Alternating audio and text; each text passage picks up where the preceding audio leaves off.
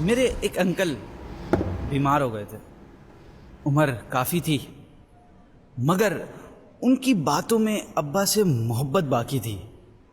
میں نے ان سے پوچھا انکل اپنے والد کے بارے میں بتائیں کیسے تھے, کچھ الگ تھے یہ سب کے والد جیسے تھے؟ پہلے وہ مسکرائے پھر ایک ٹھنڈی آہ بھر کر بولے, بیٹا جب میں 6 سال کا تھا نا تو کہتا تھا کہ مائی بابا is the best father in the world. پھر جب میں 10 سے 12 سال کا ہوا تو مجھے پتا چلا کہ میرے بابا بہت اچھے تو ہیں پر غصہ ذرا زیادہ ہے. مجھ سے انہیں اتنا پیار نہیں, چھوٹے سے زیادہ ہے.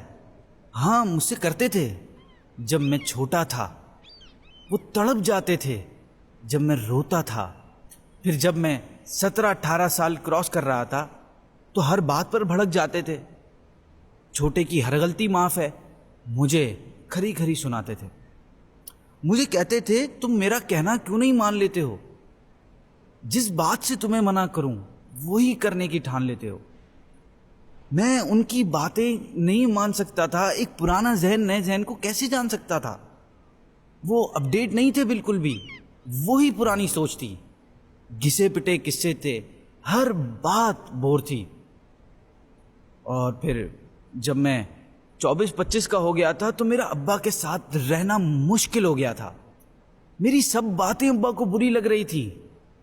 پتہ نہیں امی بیچاری کیسے گزارا کر رہی تھی. پھر میری زندگی نے اسٹیج بدلا اور 26 سال میں میری شادی ہو گئی.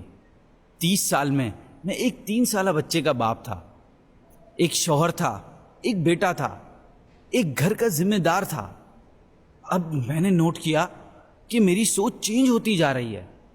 ابا کی سننے لگا ہوں جیسے کوئی ڈیل ہوتی جا رہی ہے. میں کہتا تھا اپنے بچوں کی تربیت اچھی کرنی ہے, جیسے ابا نے ہماری کی تھی ویسی ہی کرنی ہے. پھر اسی کوشش میں 8 سے 10 سال گزر گئے. چند سفید بال میری داڑھی میں اتر گئے. مگر اس سارے عرصے کے دوران مجھے ایک سوال تھا نا جو شدت سے تنگ کرتا رہا. میرے بچے تو سنتے ہی نہیں ہیں میری. بہت کوشش کی ہے, پتہ نہیں ابا نے کیسے ہماری اتنی اچھی تربیت کی ہے.